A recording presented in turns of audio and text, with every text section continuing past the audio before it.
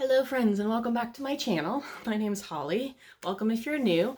I am a homesteading, homeschooling, frugal living mom of 4, almost 5 amazing kiddos, and today I wanted to do a quick video update, kind of how we've been handling the rising food prices and how I've literally been able to almost cut our spending with groceries in half. So if you want to hear about that, just stay tuned.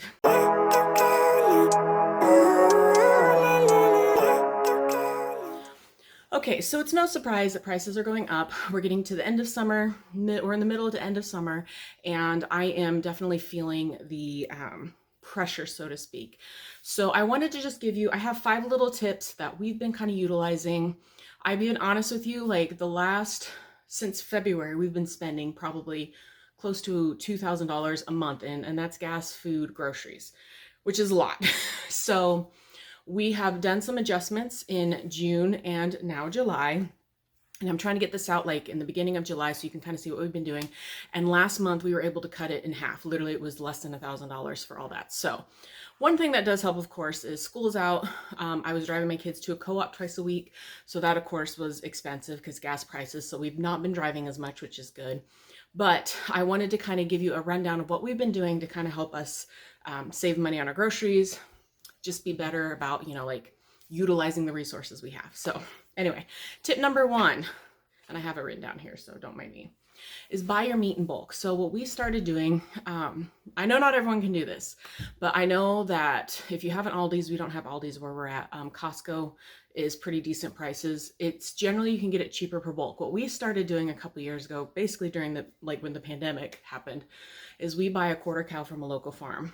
And overall, it's actually cheaper because it's like half of it is like your roast, your steaks, stew meat, all the like fancy cuts of meat. And then the other half is basically hamburger.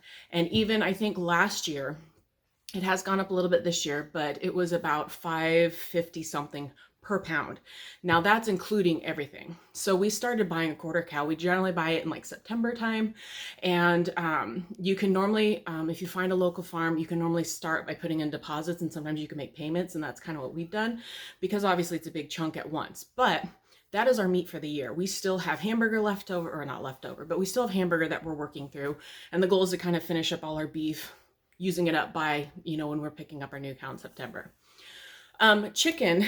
So Costco has some good deals. I have found sometimes Grocery Outlet has some decent deals on chicken, and you can normally buy a few packages of chicken there.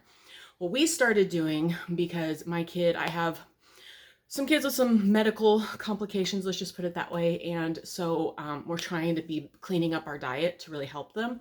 So we actually have purchased meat chickens that we raise and butcher on ourselves.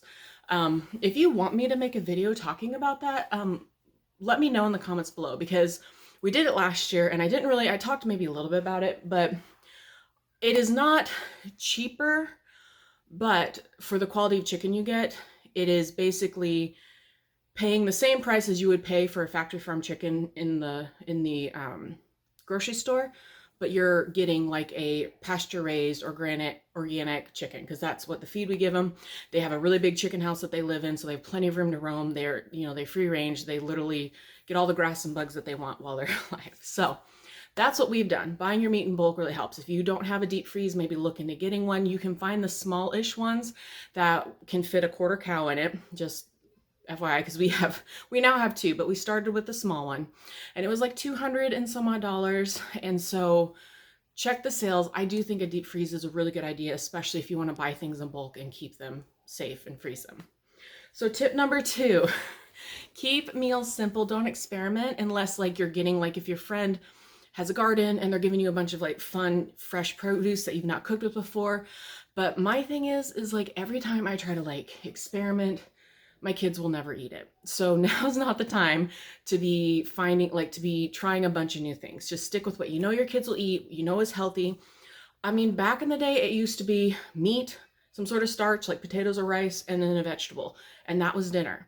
Keep it simple. You don't have to make a big fancy with lots of ingredients, because the more ingredients you add, a lot of times too, you'll have these ingredients that you use like 2 or 3 times, and then like they sit in the fridge or in your pantry forever and you don't use them again.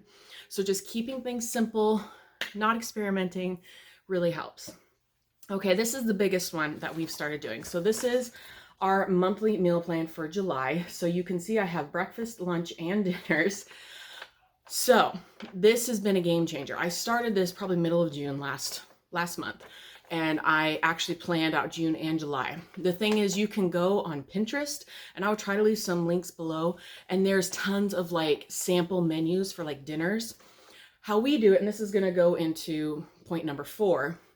I do static breakfasts and lunches, meaning we eat the same thing Monday, Tuesday, Wednesday, Thursday, Friday for breakfast and lunch. The reason why I do that is because it simplifies things. It simplifies your ingredients. And the kids, like, they don't always want it. There's always like a second option. Or if they want pancakes on Tuesday instead of Wednesday, we'll sometimes switch them. But you always have these basic ingredients on hand. It's made a huge difference. So this is our monthly meal plan. I made this on Microsoft Word, and I know other people can make cute templates. I cannot seem to figure that out. So this was a template that was there. I made the font a little bit smaller so I could fit the 3 meals. So all I have to do is look at this, know what I'm having for dinner. It really helps. We do have a leftover day on Saturday because Saturdays are kind of always a free-for-all up in the air. So we do leftovers on Saturday evenings because it takes the pressure off having to figure out something to cook. And then Sundays we try to do like a fancier dinner, but utilizing the leftovers sometime during the week, whether it's Monday, Tuesday, or Wednesday. So that is how we've been doing. I think this has been the biggest help for me. This and then static lunches and breakfasts, because the thing is, we end up eating the same stuff anywhere. At least my kids, so like, it's weird because they go through phases where they'll eat all sorts of try new stuff. And then lately they just don't want to eat anything new. So we're like, fine, we're going to stick with what we know. And that just makes it easier. And you can always do like breakfast, like we do cereal twice a week because it's quick and easy. The kids like it. And sometimes I will eat something different depending on what I'm craving at the day. But that has really been a huge help. It just simplifies everything. And then I can actually shop like once a month for like our main staples. We still get like bread and milk and stuff like once a week, but it's a lot easier to get certain things once a month. You just have it. You don't have to go to the store again. So last tip, and this is one that I don't know if it's controversial, but I think it's kind of one of those where my mom used to do this. She would drive all over town to shop all the sales at all the grocery stores. Now, our little town, we only have really 2 main grocery stores. Technically 3 if you count Grocery Outlet. But Grocery Outlet doesn't always have like consistent things. It's more of we go there for like interesting snacks and stuff. And sometimes you can find some really good deals, like the meat. But we do only shop sales if it makes sense. Really look into what you're buying with like coupons and stuff, because it's been my experience that most of the stuff that like you get coupons for, even on like the apps and stuff, I know some people love it. I have not found them to really be beneficial.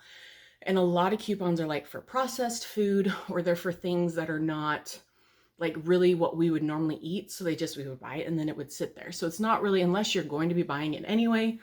And I would say don't drive all over town to get all the sales. If you can get the flyers, we're out in the country, so it's hard for us to get the flyers from like our local grocery stores, then, by all means. But my main way of shopping is I do like the apps on either Safeway or Walmart, because it's just easier for me. And overall, there is no, like, I'm not in the store getting all those like impulse buys, because they put things particular places for that you'll buy them.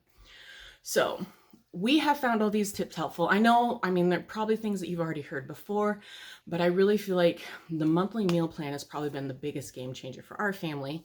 I'm going to actually try to do like at least 2, maybe 3 months at a time. Because the thing is, there's certain things that Oh, also another thing, and I don't know okay, so we're changing things up sometimes too. So like tonight, we're having, instead of doing the roast chicken that I was planning on doing, we're having ham because my mother-in-law is coming over and she had a big ham she wanted to cook. So what I'm going to do is I'm shifting that over to Tuesday because that's what we were going to use the leftovers for. But what I did at the bottom here is I wrote down like extra meals. So meals that we did not eat that month that you can utilize here, or you can move it on to your next month if you, to make sure that you're still using up the ingredients for that meal. So, this is always subject to change. There's always something like, stuff comes up. Let's be honest. I have doctor's appointments now almost every week. So it's like making sure that kids are fed. Sometimes we have to grab a burger somewhere. We try to not do that very often because obviously eating out is a huge expense, especially for a family of 6, soon to be 7. But I have found that this has really helped us a lot. And like I said, you can always change it up. You could even use like dry erase and change, like if you're one of those people that changes your mind a lot, you can do like, there's calendars that have that are like dry erase, and you can do that too. Totally fine. Anyway, so I really hope that was helpful. If you guys have any good tips or tricks on to save money on groceries or how to just be more frugal, especially as we're going into the fall season and who knows what's going to be happening then, please leave them in the comments below, because I'd love for other people just to I'd love to hear your tips. I'd love to share other tips if I have any, because it's just good for everyone to kind of know what to do and how to, save a little cash here and there. So thank you guys so much for watching, and I will see you on the next video. Bye-bye.